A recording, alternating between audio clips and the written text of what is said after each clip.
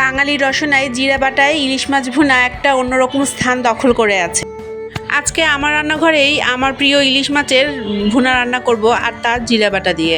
আসসালামু আলাইকুম বন্ধুরা, আমি সিরাজুম মনিরা আজকে আবারও চলে এসেছে আপনাদের সাথে অনেক গল্প করব। এই জন্য একদম ছোটবেলায় কখনো বুঝতেই পারিনি যে ইলিশ মাছটা এত স্বাদের, কিন্তু যখন বড় হতে থাকলাম আস্তে আস্তে এই ইলিশ মাছের স্বাদটা আমার মুখে লেগে থাকতে লাগলো। আমি কিছুটা সয়াবিন তেল এবং তার সাথে সরিষার তেল মিক্স করে দিয়ে দিলাম এবং তারপর ফোড়নে দিয়ে দিলাম শুকনো মরিচ। এরপরে দিয়ে দিলাম 1 বাটি পরিমাণ পেঁয়াজ এবং তার সাথে দিয়ে দিলাম কাঁচামরিচ। কাঁচামরিচগুলো আমি ফালি করে তারপরে অ্যাড করেছি। পেঁয়াজগুলো আমি হালকা ব্রাউনিশ কালার করে নিব এবং তারপরে অ্যাড করে দেব স্বাদ মতো লবণ। এরপরে একে একে অ্যাড করে দিব হলুদের গুঁড়া এবং মরিচের গুঁড়া। তারপরে অল্প সামান্য পানি দিব। এখনও কোনো বাটার মশলা অ্যাড করিনি, আজকে বললাম তো শুধু জিরা বাটা দিয়ে মাছ রান্না করেছি, তাই অল্প সামান্য জিরা বাটা অ্যাড করব। ইলিশ মাছ আমি কেটে ধুয়ে পরিষ্কার করে রেখেছি, আর সেটাই এখন এখানে অ্যাড করে দেব। আমি ইলিশ মাছ আগে কেটে তারপরে ধুয়ে নিতাম, কিন্তু এখন সেই ধারাটা পরিবর্তন করে ফেলেছি। প্রথমেই মাছের যে আঁশ সেটা ছাড়িয়ে নেই এবং তারপরে ভালোভাবে পরিষ্কার করে ধুয়ে নেই এবং এরপরে বটিটাও খুব ভালোভাবে পরিষ্কার করে ধুয়ে নেই এবং তারপরে মাছগুলো পিস করি। ইলিশ মাছ একদম কম ধুতে হয়, বেশি ধুলে ইলিশ মাছের স্বাদ কমে যায়।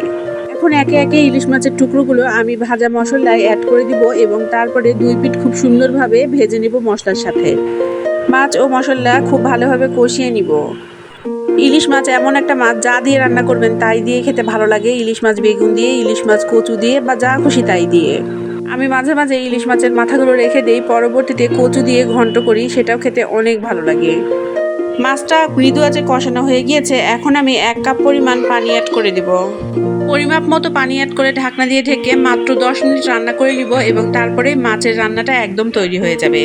আমি জানি আমি যদি জিজ্ঞেস করি আপনারা কে কে ইলিশ মাছ খেতে পছন্দ করেন, সবাই বলবেন আমি পছন্দ করি, কেননা ইলিশ সবারই পছন্দের একটি মাছ।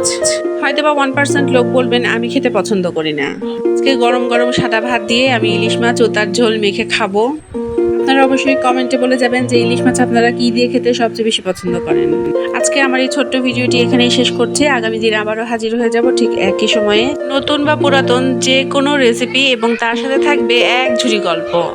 আমরা মাছে ভাতে বাঙালি, তাই আমাদের মাছ ও ভাতের উপর আছে একটি অন্যরকম দুর্বলতা। যতই আমরা বলি না কেন আমরা মাংস খেতে পছন্দ করি, কিন্তু মাছই আমাদের মূল খাদ্য।